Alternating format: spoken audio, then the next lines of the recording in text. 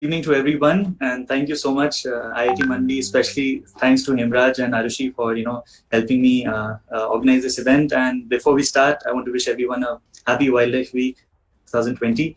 And it began on 2nd and it will continue till 8th. And it's really good that during this Wildlife Week we're having this presentation, so that this is the right time to sort of appreciate what wildlife is all about. And I'll give a little bit of my perspective through wildlife photography. So without much ado, I'll quickly give you an overview of what we are going to cover in this webinar. Firstly, we'll be talking about wildlife photography, certain basics, So I call this Wildlife Photography 101, in which we'll be talking about exposure. We'll be talking about framing and rule of thirds. We'll be talking about the types of wildlife photography. So the various types of wildlife photography, I'll be hopefully, giving you certain examples through my own photographs. What kind of different types of wildlife photography, different genres can be, and whichever catches your fancy, you should go ahead and experiment. And then part 2, we'll be talking about some photo stories. I'll be sharing certain images which can conjure up a moment frozen in time, and you can appreciate how a single photo can really transport you and make you imagine what must have happened at that time. So it's interesting, especially in the perspective of wildlife. Thirdly, we'll be talking about careers and courses in wildlife. This will be a very small, maybe a slide, and just to have an idea, so I can share with you certain courses, etc. And lastly, we'll have an interactive session where I'm open to all kinds of questions. You can, in fact, you can anytime interrupt me as well, even between. So whenever you're comfortable with it. So without more delay, we'll begin with part 1, that is Wildlife Photography 101. So initially, the first step we'll talk about is exposure.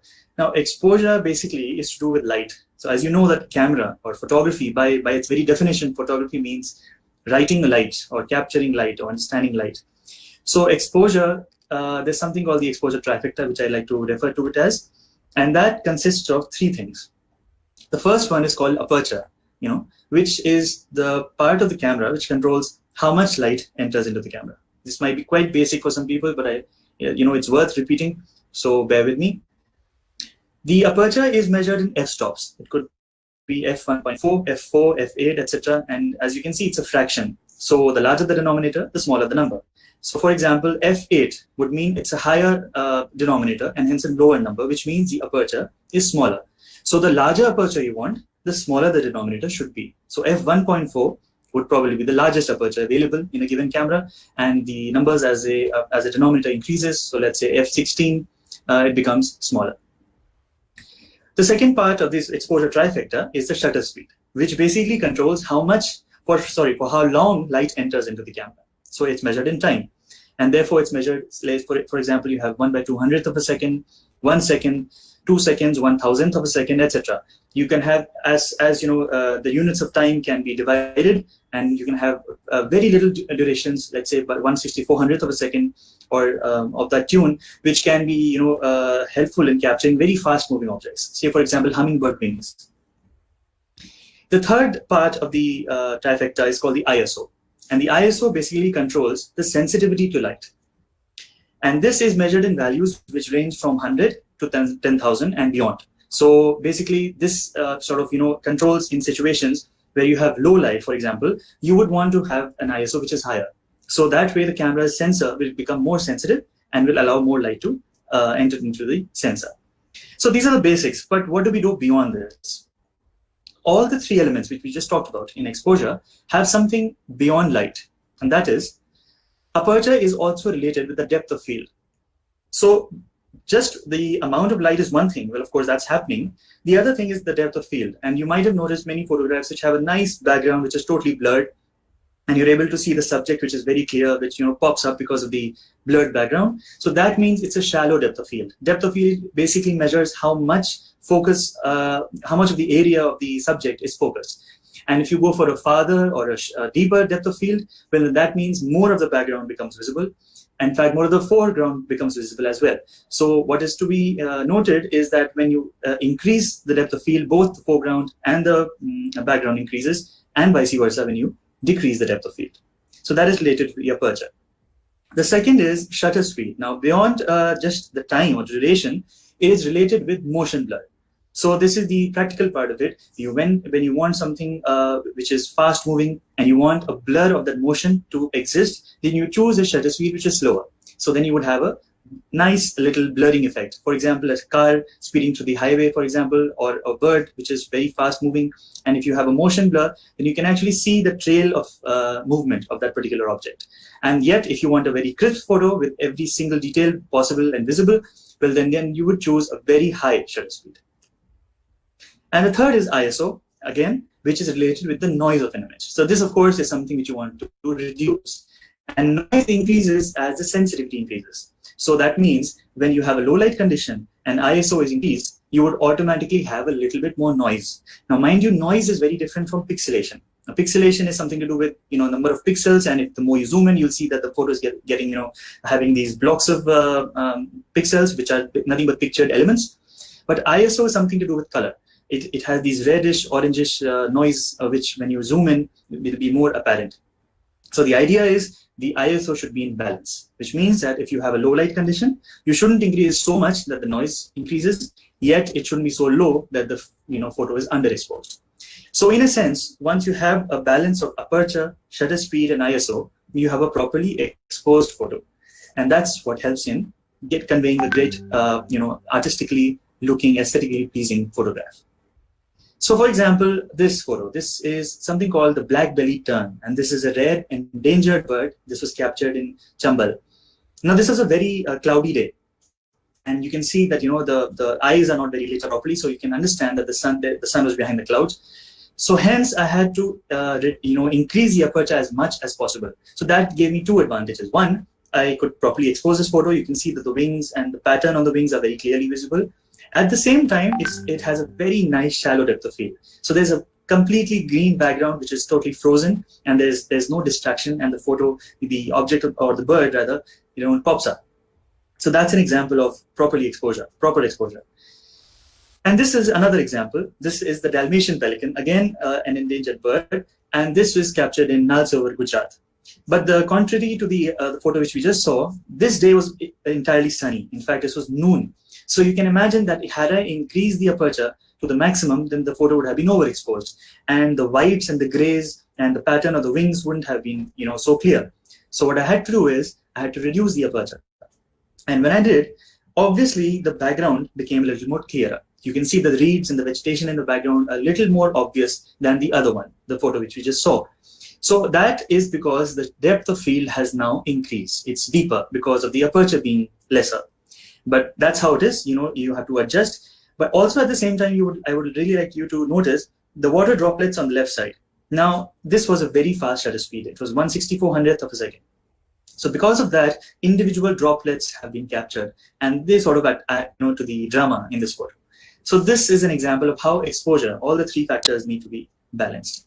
We'll talk about a little bit of other photos, and then we'll see in practice how it is achieved.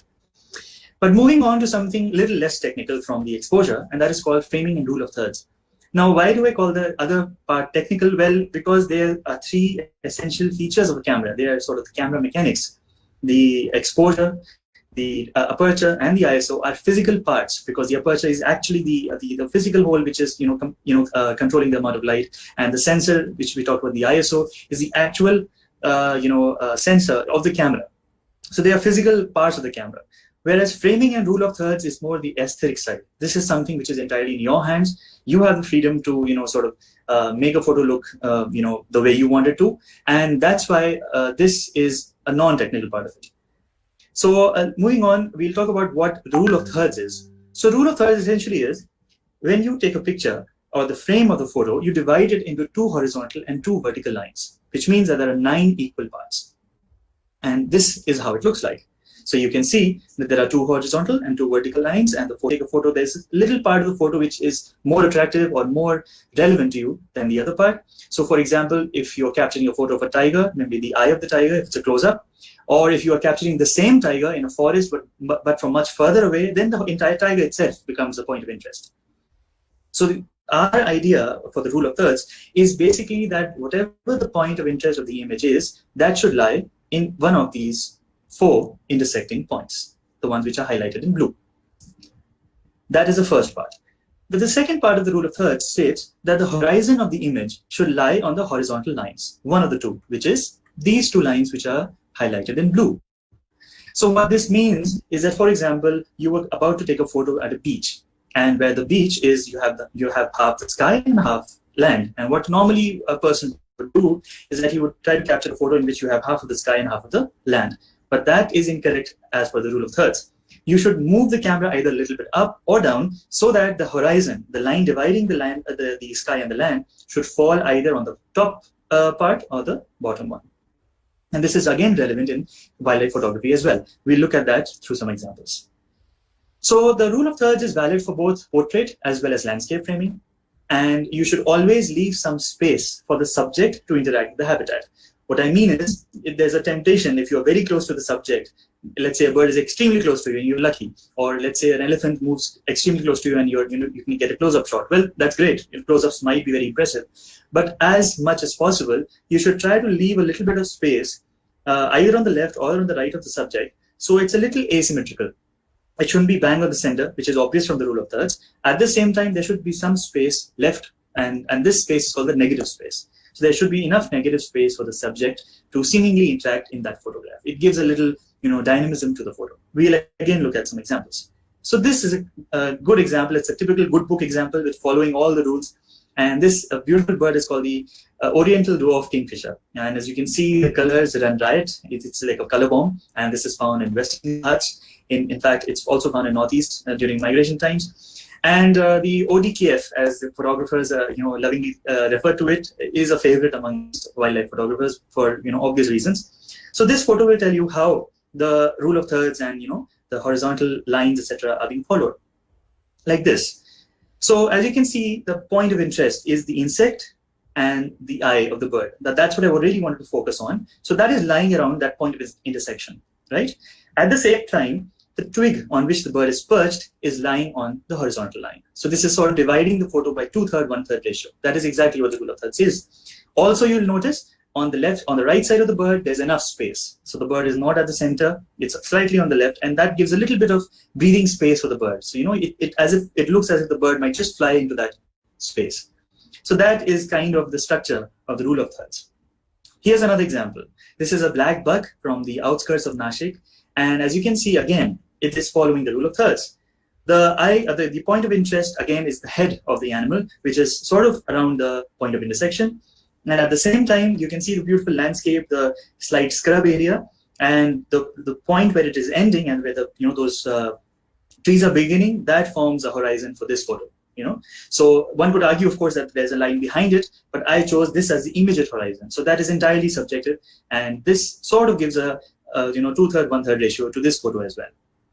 Here's another example without a living being, but it's one of my favorite spots where I love to go birding and for every year. And this is Arunachal Pradesh, and it's the land of the rising sun, and here is in fact a sunrise. So you will see again that the rule of third is being followed. The sun is at the point of intersection, and of course there's no apparent horizon, so the horizontal lines really don't picture into this example. But I'll actually show you how the sun could have been centered, like this. So had the sun been centered like this, it looks a little bit, weird, because there's this 2/3, 1/3 ratio violation. It's bang in the center. So you would appreciate that this photo actually looks a little bit more pleasing. It sort of conveys movement. It looks as if the sun is going to tumble down the mountain or something of that sort. And this one is a little bit static. It's fine. It doesn't evoke any kind of emotion. So that is the example, again, of rule of thirds and framing.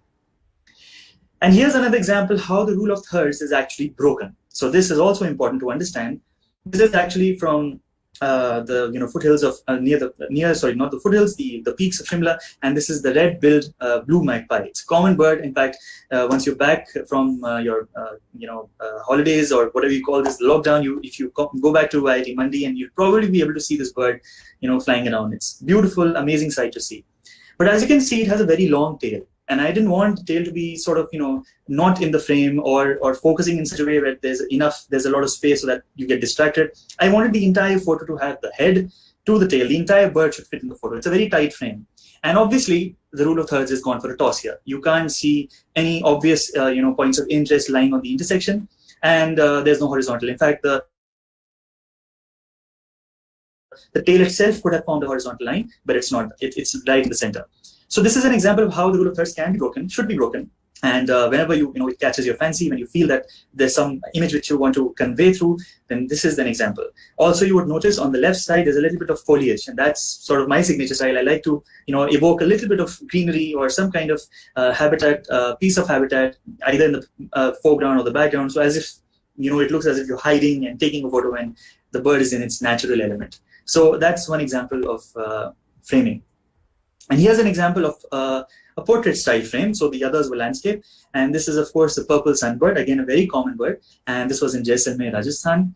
And here you'll see that, again, the eye of the bird is near to the point of intersection, and the twig is, again, on the straight line, on the horizontal has changed. So that's an approximation to the rule of thirds.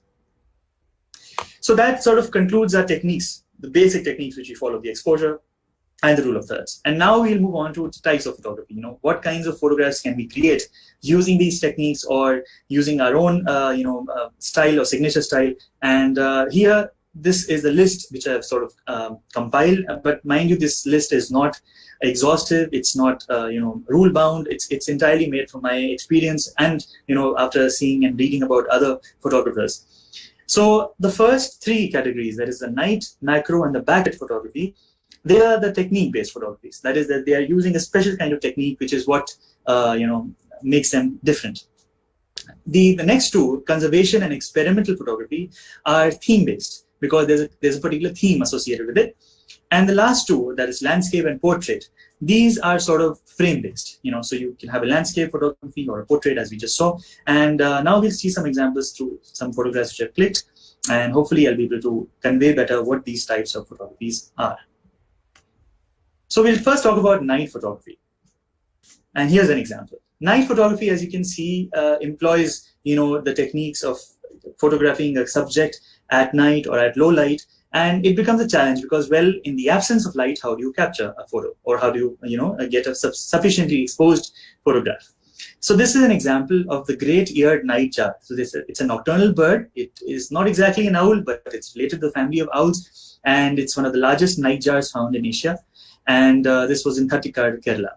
So the idea behind night photography is that you need to use an external source of light. But this is extremely important, and for the record, you should know this, that flashlights are a strict no-no.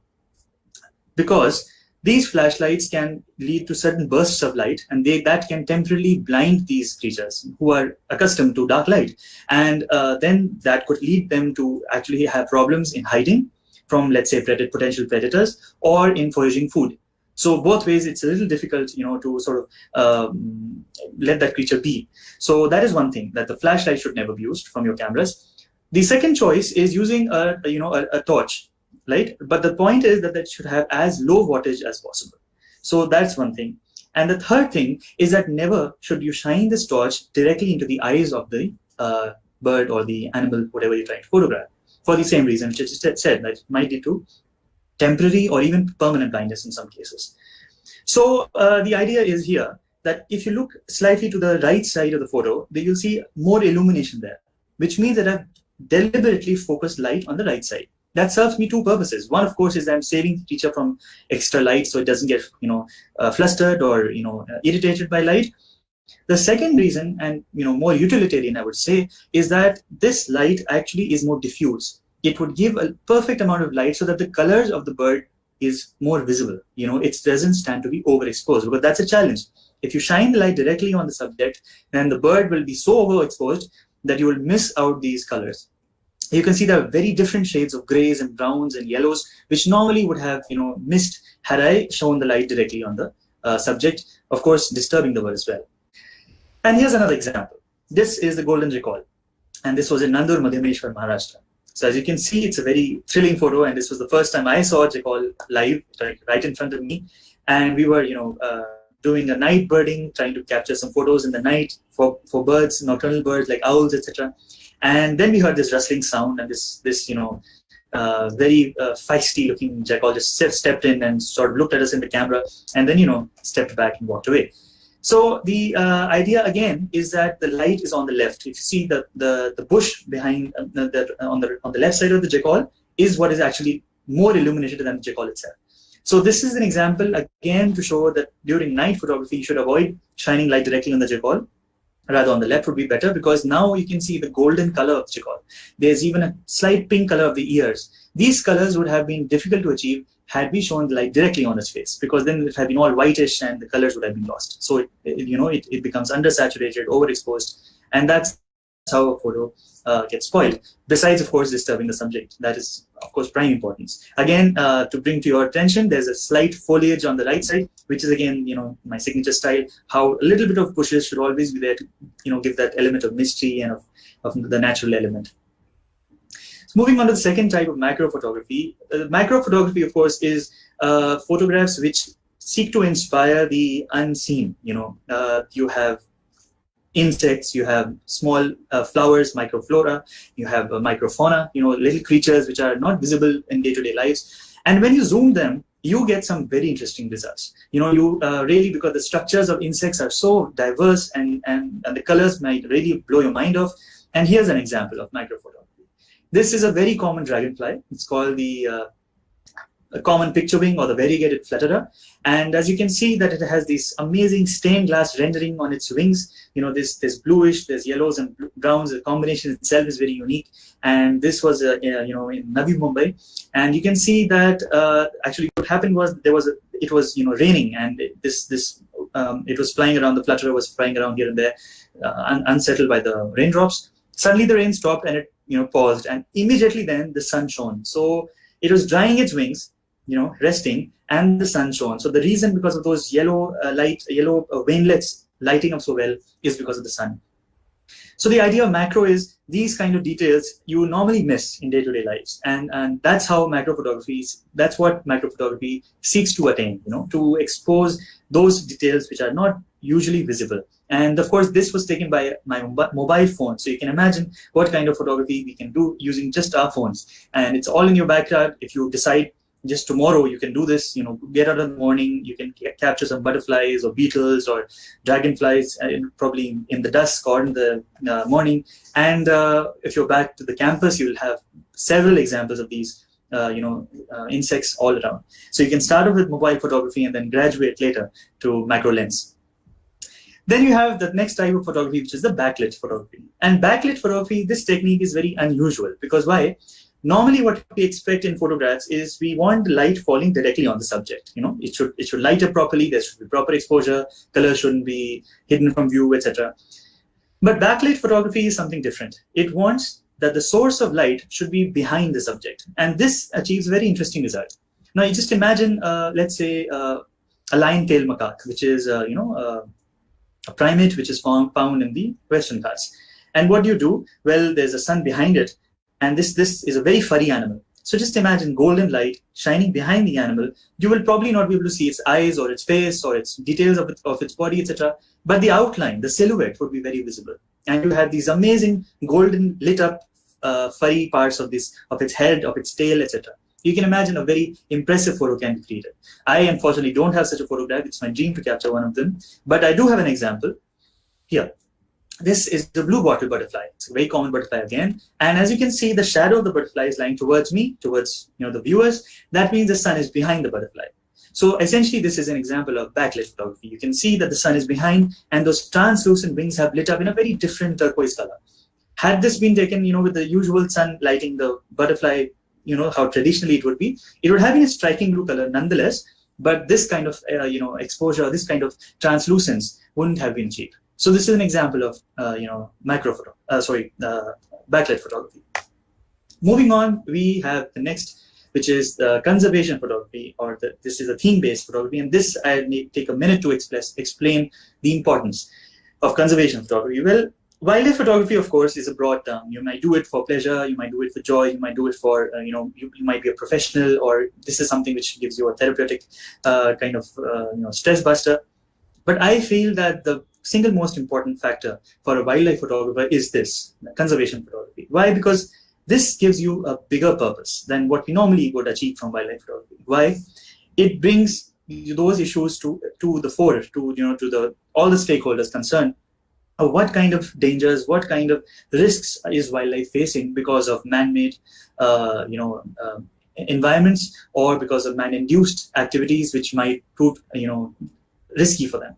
So conservation photography is a very broad term, and what it seeks to achieve is that through the photography, you're able to convey what kind of dangers is wildlife living in. And here's an example. These are the lesser flamingos, and they are regular visitors in Mumbai. This was taken in Panjay Uran, which is the outskirts of Mumbai, and you can see that there's a lot of flamingos. They are happily flying away, feeding, etc. In the background of the photo, you'll see a lot of activity, industrial man-made activity going on. So what this message, what this photograph is trying to convey the message is that, oh, all right, you have flamingos which are fine, which are eating, which are thriving, which are surviving. But what is the the need for this challenge or the risk which is facing? The risk is that what if these industries tomorrow release effluents into the water, which is this wetland, or if it is converted by throwing land into this and filling it up, a landfill, for example. Then what happens? Well, these birds will die because, well, either if it's poison, the diet is poison, then the birds will be poisoned and they will eventually die. And if it's, filled up with land, then they'll have nowhere to live and they'll probably have to fly some other place where there might be new challenges. So this is an example to show how conservation photography can convey the plight of a particular species. Here's another example. This is the Eurasian curlew, and this is again a migratory bird. This was in Arnala Beach in Maharashtra. And you can see that the bird has a very long down-curved bill, which is a characteristic of this bird. And the curlew is probably having the highest bill-to-body ratio probably in the world. And it's a globally endangered bird. But India is lucky that it has these birds coming every winters, feeding near its beaches and happily having good time, feeding in the winters and then going back to their homes. But the idea is what is behind the photo. You can see there's a human activity, there's a boat there, there's fishing, there's even some habitation behind. So, well, normally the beach is clean, but that day when I was present here, there was stench, human filth, and all around. And that's when I realized that how this bird, which is so endangered, and it's like a guest for us. It's like we should honor these winter visitors who are coming from such long distances just to feed here and go back. So this is the least we can do as citizens, to ensure that they have a great time here, and they're just here for a couple of months. So all we need to do is at least in those 3-4 months, we can sort of have an idea of that area, whichever they are sort of feeding in. We shouldn't have human disturbance in those areas, at least for those 3-4 months. So that's an example again of conservation photography. And that's the same bird, the Eurasian curlew, but in a much better setting. There's a greenery, and there are more numbers of the bird, not like the one which was earlier, which was alone. And you have this Eurasian curlew on the right, which is happily sitting, basking in the sun. So this is an example of showing how conservation photography can convey the positives as well. You can have this kind of photo which can show that something which is so rare and endangered can thrive in situations like this, where there's little disturbance and there's more freedom for these birds to feed and thrive. Here's another example of conservation photography. And this is from Mumbai. You can see the Marine Drive. People might understand that this is that place. And on the left side, you'll see something happening. There's feeding. And these are the brown-headed gulls. And most of them are juveniles because you can see that they are not colored. Their heads are not colored, which means they are yet, they're still to develop those colors of an adult. And since they're juveniles, well, they are attracted to food and they are eating it and they're happy about it. But what is wrong? Why should this be a conservation issue? How is this even relevant? The reason is there are a couple of reasons, actually. The first one is that the food which is being given to these birds is actually not meant for them. It's either too oily or too sugary or too spicy, and none of this is really good for their digestive systems. It's bad for them. It's bad for us and it's bad for them. The second point, of course, is that these birds get dependent on humans for food. What is wrong with that? The reason is that since they are juveniles, they're just learning the nuances of hunting, of how to dive into the water, how to catch fish, how to assess the wind speed, etc. And now what is happening is that they are getting attuned to this feeding which is happening on a day-to-day basis. So they're getting their instinct to hunt is getting eroded. And what this essentially means is that an entire population can actually land up forgetting how to hunt effectively. And in the absence of humans, they would absolutely lead to a population decline. They would collapse. So since they are migratory, they are sort of comfortable here. But what happens when they go back and when the conditions there are not ideal and maybe there are no humans there, then what would happen? They would probably land up starving because of hunger, because of loss of natural instinct. So that is one thing which needs to be understood. And this couple of reasons is why this photograph is, highlighted to sort of understand what is the reason behind it. Another reason which is not relevant here, but could be relevant in feeding situations, is that when you feed an animal in the wild, then that animal gets used to human beings and could venture into human territory in search of food. And this happens. It's pretty common. So what is the bad thing about this? Well, A, it's exposing itself out of its habitat, and B, if it's harmful, then it might land up to man-animal conflict. Again, that's something which we don't want. So this is an example why wildlife should just let them be. You shouldn't interfere unnecessarily. They are very happily, they are here, they migrated to the city, so they know that there's food here. So let them be and let them hunt. That is the idea behind this photo. And then we have the next photo, which is the experimental photography. And again, experimental photography essentially means that you are letting go of all kinds of rules. Let's say the rule of thirds is gone, the rule of framing is gone, the exposure, the blurring, etc. It's entirely up to you. You experiment and you subject to your fancy or your kind of choice, how you want to portray a particular subject. This is how you go for. So here's an example of experimental photography. This is a glossy ibis. And you can see it does justice to the word glossy. It is normally blackish colored, and when you look at it from a distance, you'll not probably see these many colors. And this was again in Maharashtra, big one. And you can see that there's a little black blob on the right side, which was a bird actually. And the idea was that I wanted this entire bird only its colors and nothing else, no distraction. So you can see there's a bluish background, which is a flat blue, and then these amazing colors which lit up. And this was a split second because it's only visible at an angle. These feathers have sort of turned up because it's preening itself. And the next moment those feathers went down and it turned, and obviously the magic wasn't there. These many colors weren't visible. So that time I just wanted to freeze this photo and make sure that I just want only this, nothing else. And I hence broke the rule of thirds. You can see there's a negative space on the opposite side, and there's no particular flow of 2/3 ratio as well.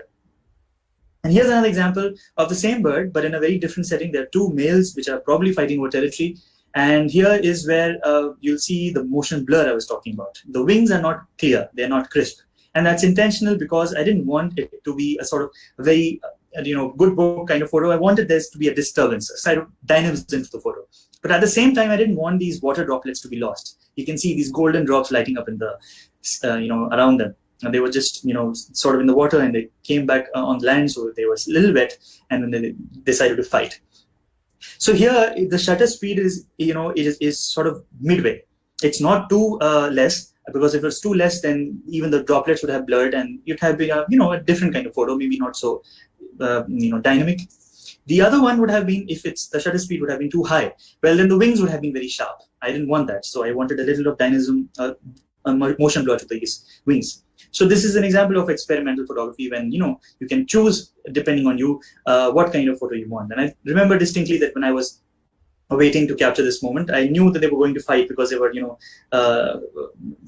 sort of leading up to a fight. They were pecking at each other, etc.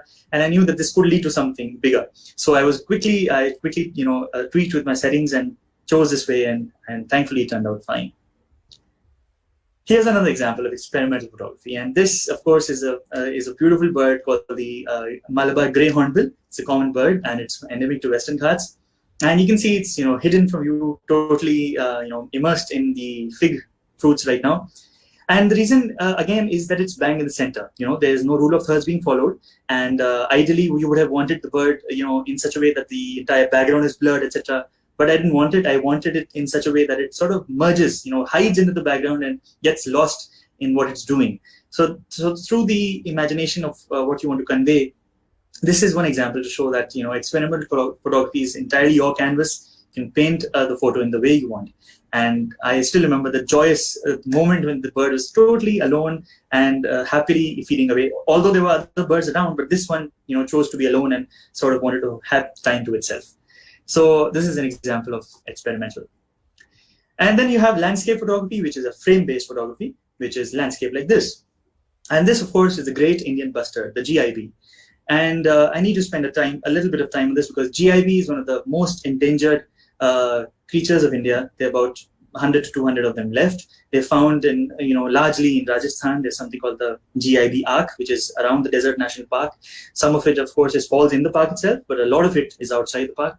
And you can see the scrub kind of desert area where it lives. And it's a beautiful bird, very grand, and in fact was a forerunner to be the national bird of India, but it lost out to the common or the green peafowl. And there were 4 days in Jaisalmer, and I was searching for this bird, and I had almost given up hope. I was almost sure that we'd probably not see it. And while we were returning from our field trip, suddenly the guide just shouted and saying, "Godawan, Godawan." Godawan is the local name of the GIB in Jaisalmer, and that's where we saw this bird, striding away, in a very proud fashion, like a sentinel of the desert. And through that, you can understand the landscape as well. There's a lot of desert. As you can see, there's a Kigad Babool kind of tree vegetation, which is in the background, and that's where it thrives. So this is an example of landscape. Here's another example of landscape, which is from Nandur Madhaveshwar again. And here you'll see on the bottom left is a jackal, and on the right side, you'll see a purple heron, which has a very long, sharply periscopic neck. And you'll see that the bird is looking at the jackal, and that's exactly what happened. The jackal was thinking it's camouflaged and it probably would not be able to, be seen and suddenly pounce on the bird, etc. But this bird was very sharp, and in fact, there were 2 other jackals. There was one behind the tree, and there was one on the right side, which I couldn't capture in this frame. So there were 3 of them, and they had probably coordinated this attack to attack this poor bird. But this bird was very sharp, and it flew away. The idea behind this landscape photography is to highlight what kind of habitat are they living in. So you can see a lot of wetland, you can see a lot of water around. That's typical of these birds as well. You'll see a lot of reeds, a lot of vegetation, water-based aquatic vegetation, as well as trees. So this highlights what kind of habitat a particular species inhabiting. And then, of course, we have the portrait photography, which is, of course, the highlight of wildlife photography, where you have the most amazing, most impressive-looking photos are typically portraits. So, we'll look at some of them. So here's an example. It's a common macaque or the bonnet macaque monkey, and it's looking up at the sky and just wondering what's happened, what went wrong. This is actually at my home, and I lived quite close to the zoo, so these monkeys once in a while come very close to the garden and peruse and then leave. So here's one example of portrait. And here's another example of portrait. This is from Jaisalmer. This is the chinkara, or the Indian gazelle. And it's the only species of gazelle found in India. And this was a split-second photo. We were in a car, and these 2 of them just stared at us for a second. They were feeding, and they looked at us, and then they bolted.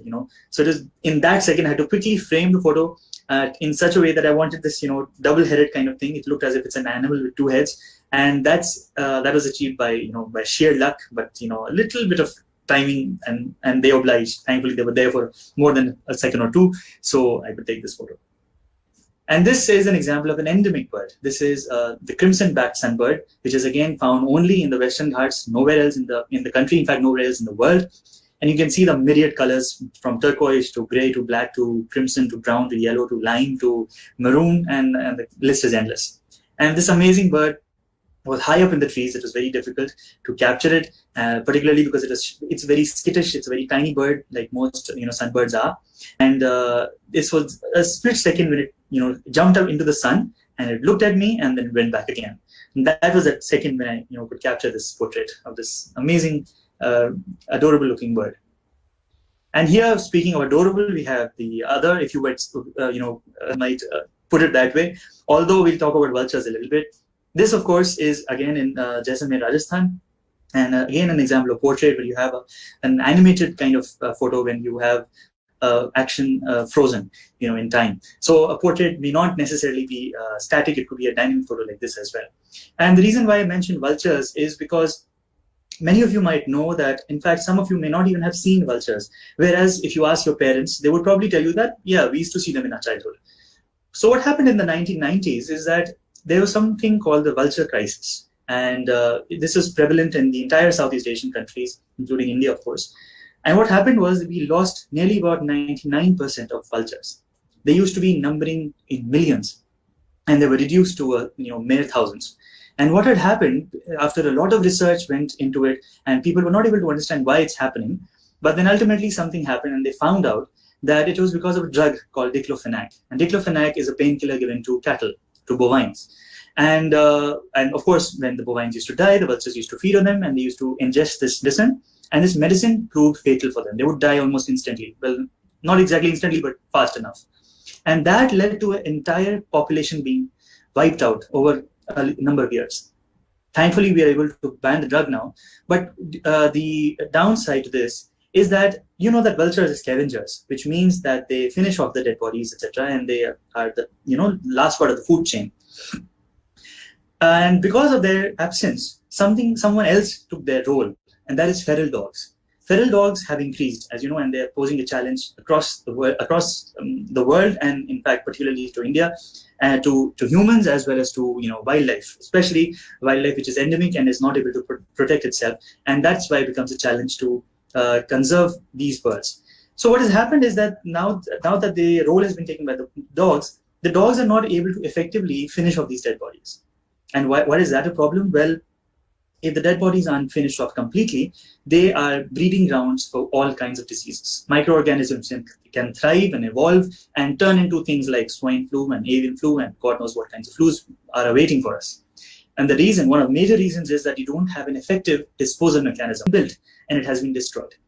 So thankfully, the good news is that because of extreme conservation efforts and the supports of various NGOs like the BNHS, the vulture population is gradually bouncing back. There are certain vultures, particularly in the northern parts of the Himalayan vultures, which are not, thankfully, that affected because, well, they were not directly interacting with a lot of urban areas and a lot of places where there were, these kind of drugs. But then the other areas, which is bulk of India, they have more or less disappeared. But they are making a comeback, and once they do, you would see the positive impact they would have. So that's how a creature which is not so loved by human beings, or maybe not particularly is something which has a pleasant appearance, is actually contributing directly to our survival and health. So that's an example to show that how we tweak nature, and nature can change itself, and ways directly affects us. The portrait, of course, is the photo which you saw earlier as well, and the beginning slide. That's the leopard, and this one is called Rambo. And he was found in Jalana, Rajasthan, and it was a sunset. And you'll see there's a greenish whitish patch on its face. That's actually a leaf twig which came between me and the subject.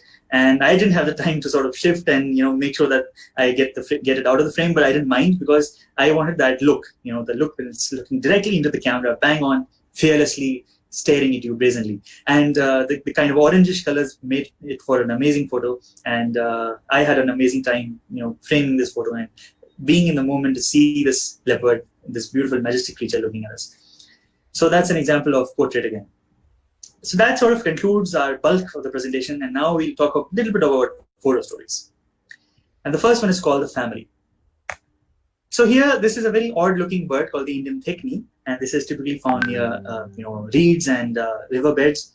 And there were two of them, and they were, usual. There's nothing special about this, and I was just waiting.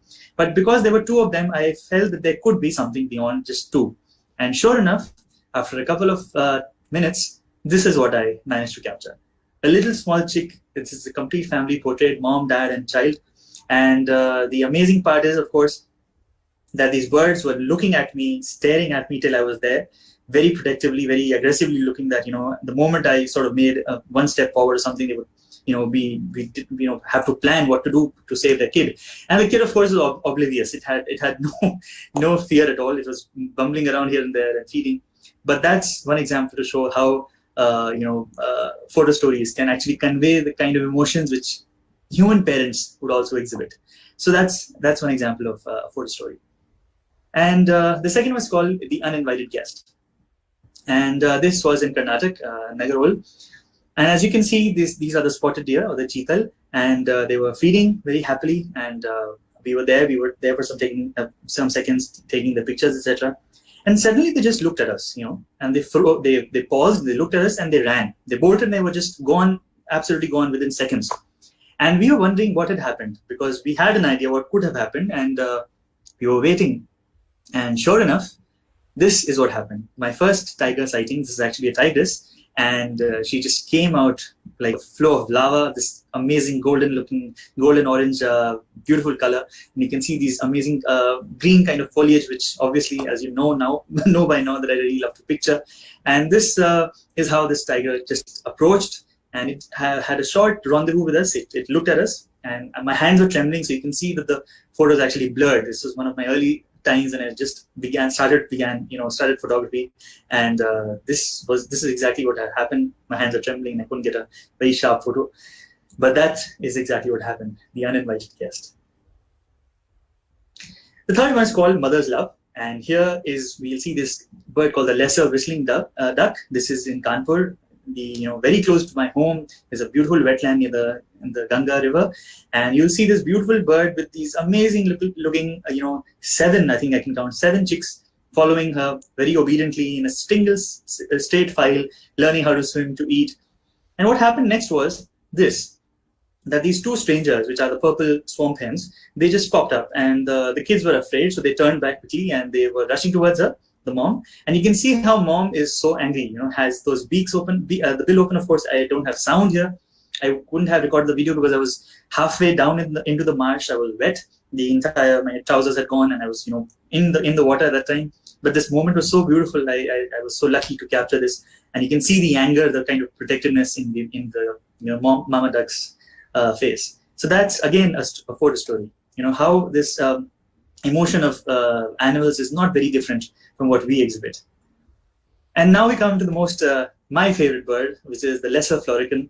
I've claimed it many times, and probably this is one of those birds which inspire you, and by the sheer joy, by the sheer energy, and the colors are so different than the other. And well, I'll let the video do the talking.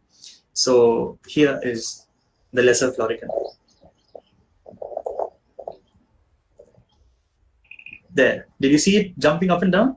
I'll quickly play it again. It's a very short video, just in case you missed it, because it's a very small time. There. So that is a lesser florican. This is how the bird looks like. It actually belongs to the same bustard family which we saw, the Great Indian Bustard, which was very endangered. In fact, the lesser florican is also quite endangered. There's just about 1,800 to 2,200 of them left, and those are estimates. And this was captured in near Ajmer in Rajasthan again. And so what we know about these birds is that during monsoon, the male jumps up and down. That's the mating ritual. And after that, it disappears. We don't know where it went or where it goes. So there was some research carried out, and there was a GPS, which was fitted to one of the individuals, and it was later tracked in Madhya Pradesh. So we know that they are local migrants. They stay in the country, but away from Rajasthan. They hide in bushes and stay in forests or whatever areas they inhabit. We are still not very clear of that. But during monsoon, they all congregate to the mating grounds of near Ajmer and these fields where they can be heard from a long distance. They have this croaking noise like a frog, and then they jump. And this beautiful bird is something which catches my fancy. And then, of course, there's another story called the Sky of Falcons. And these are the Amur falcons. You'll see they are not locusts, they are not bees, they are not dragonflies, they are falcons. And there were about 2 lakhs of them when I spotted them. And this was a journey which I can never forget. This is in Nagaland, Doyang. And I was working, and of course I had a weekend off, and it was only during the weekend when I could have planned this trip. And from Mumbai to Nagaland, it took about this 14 hours, which had a flight, a bus, a car, and finally, I landed up here and spent about 8 hours, and again came back, during the weekend. So it was amazing, and I was, very happily patting myself about what kind of journey I had undertaken. But just imagine the journey which they undertake. They go about 3,000 miles without break. They start from somewhere in Russia. That's where they are Amur falcons, the river in Russia, and they sort of stop over in India, in the Northeast India, particularly Nagaland and other parts. They are passage migrants, so they don't stay here for long, and then they again proceed to their journey towards southern Africa, where they actually spend their winters in. So this is how an Amur falcon looks up close. The male is the one which is flying, and the female is shying away from him. And this is an example of how amazing journeys can be because of this sighting, which was so important. And Amur falcons, thankfully, are high in number now. And there's another small story behind it. Initially, they were hunted a lot, in Nagaland particularly. They were hunted down in hundreds and sold as meat. And because of regular visits from photographers like me and others and so many, they realized that the tourist guides or the birding guides would actually make more money than by selling meat of these birds. And they realized that if the birds are happy, the birds are coming and thriving, there would be more tourists and eco-friendly initiatives which can be taken. So this is an example of how economy and ecology can be balanced. The livelihoods were secure, but at the same time, more falcons have thrived. And the situation is not so bad now. And we're lucky that India has these huge congregations of these birds. They are more falcons. And last, of course, I talk about something called the Birds of Paradise from Papua New Guinea. And this was my international trip, and this was one of those few ones which I have taken particularly, especially for the birds. And it was an experience which is memorable for a lifetime. These birds of paradise, about 40 species, all of them have distinctive colors and calls. And one of the reasons why they're so outrageously beautiful is because they don't have many predators on those islands. So they have evolved in these amazing ways with impossibly looking wings and long kind of feathers, etc., and elaborate dances, and all of that is possible because there are hardly any predators. So I will do less of the talking and actually show you one of those birds of paradise, and this one is called the parotia, the western parotia. So you can see it took a bow before dancing. The female is on the twig and the male is dancing below. And it's moving its head very fast. You can see those beautiful plumes on its head. And it's shaking. It's pausing for a look, and it's shaking again. And this beautiful black skirt, like wings, and it'll show all its movements. So the female is very intently looking at him, and there's another female in the background. You just see in a second there, and look at him twerking and jerking and dancing.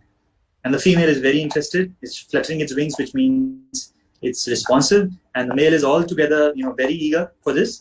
He has a very interested audience. And one more interesting observation is that the dance floor has been entirely cleaned up by the male. You'll see that in the background, there are a lot of leaves and twigs lying around and none of them here. Well, that's because the male painstakingly clears it all before doing his performance. So these kind of amazing creatures actually exist in this world. And all we need to do is step out and look for them. And here's another, close-up of the same bird.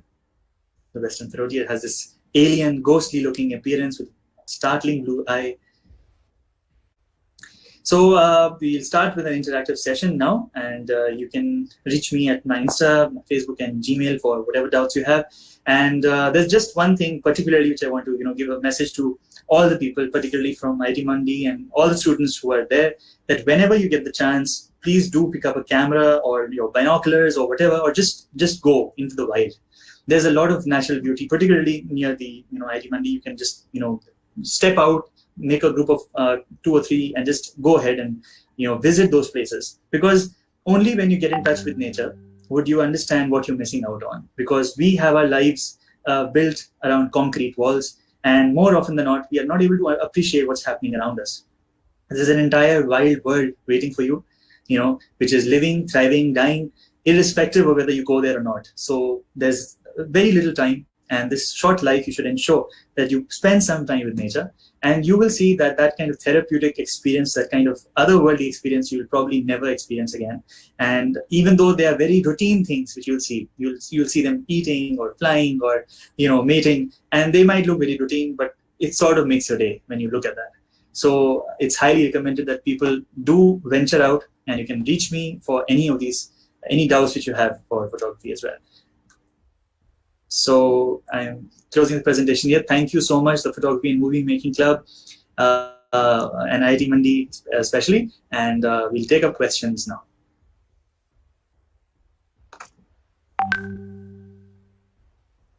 Okay, so Shreya has asked a question. Do you plan on taking pictures of reptiles? Okay, yes, absolutely, I do. In fact, I have taken some pictures of snakes, of agamas, of lizards. There are some pictures which I have taken, and they are very challenging again, but it's very interesting to take photos of reptiles and even amphibians. There are a lot of frogs which are very rare. Some of them are extremely rare and nearing extinction. So we need to make sure that we have certain photos of reptiles as well. So absolutely. Right, Himraj. So, well, I am currently using Nikon D850, that's the camera, and Nikon 500mm prime, that's the lens. So it's in fact right behind me, as you can see. It's very strategically positioned, so I can share this all with you. So that's the the lens which is there. It's like a bazooka, and here is the camera. You can see it has this really nice buttons, very ergonomic, very comfortably held. Particularly in situations when we have very little time to focus and to spend time on framing your photo. So this camera is really helpful. And most importantly, what I find really nice about this, it has extremely high dynamic range. Particularly in low light conditions, it's extremely great because most of wildlife photography is actually taking place in low lights. It's either early morning or late evening, and or if you're blessed, even if it's afternoon, well then it's forest, and that means there could be a shade and kind of dark light anytime. So you need this kind of gear to have these fantastic looking images. That's the idea. So the next question is, which lenses do you use most frequently? Right. So, well, as I said, mostly I use the 500mm prime. That's my favorite. But before this, I had the Tamron lens, which is I think 200-600 lens, which had variable focal length. So that is very helpful, especially when I was just beginning to learn photography, to understand what kind of photos do I really want.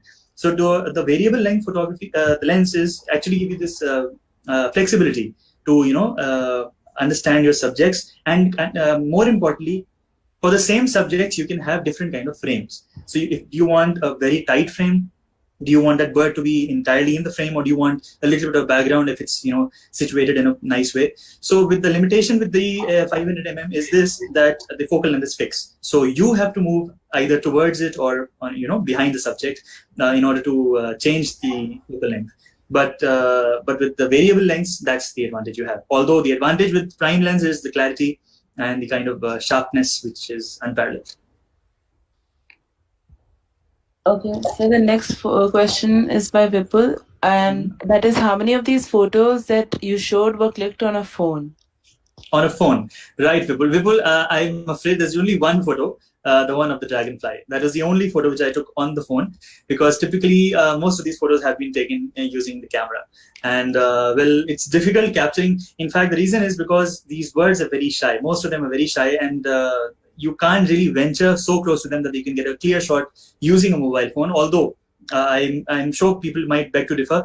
There are these lenses which have come. I think somebody mentioned last time, there are these packs of lenses, clip-on lenses, which you can add to your camera phones, including telephoto lenses. They give you a massive range, and you can actually use your own phone because they have these high number of pixels, sufficient number of pixels, so no resolution loss, and the lens is also great. So you can, at least for the beginning, you can understand what kind of photographs you want to click. And I think mobile photography is only developing, particularly with these clip-on lenses and especially macro lenses. So you can go ahead and experiment. That's definitely an option, Vipul. Okay, so I had a question. What is your favorite location to sort of Right, Arjun. That's a great question, and I have a very, very easy answer. It's Arunachal Pradesh. Arunachal, Eagle Nest. That's my favorite spot. This place is out of the world. It has this amazing biodiversity. Every step you take in the bird trail in that jungle, when you go there, every step is a different sound. A bird which you haven't heard, bird which you haven't seen, because the sheer diversity is so much. I think there's about 35% of Indian birds are found in that one location, Eagle Nest, Arunachal. And the good part is that the particular place which I'm talking about is very far, and it has not great connectivity, which is actually good, because else it would become a tourist spot. People would comfortably reach there, and then human activity would sort of scare these birds away. So the reason is because it's sort of preserved, and that's one of the reasons why I like going there once a year. This year, of course, the plan was in April, but because of the COVID-19 situation, I wasn't able to go. But let's see. But that's my favorite spot. Okay, sir. Thank you so much. I don't think there are any other questions. Right. Thank you. That was an amazing session, sir. And I think all of us learned a lot, and your photographs are absolutely stunning. Thank you. Thank you so much, Arushi, and thank you so much, Hemraj, for having me here. And it's because of you guys that I could thankfully share these photos and reach out to people, and more importantly, and hopefully inspire some of you to at least go ahead and venture into the bite. So thank you so much, and I guess we'll meet soon at around 6 for the UPSC session. Yes.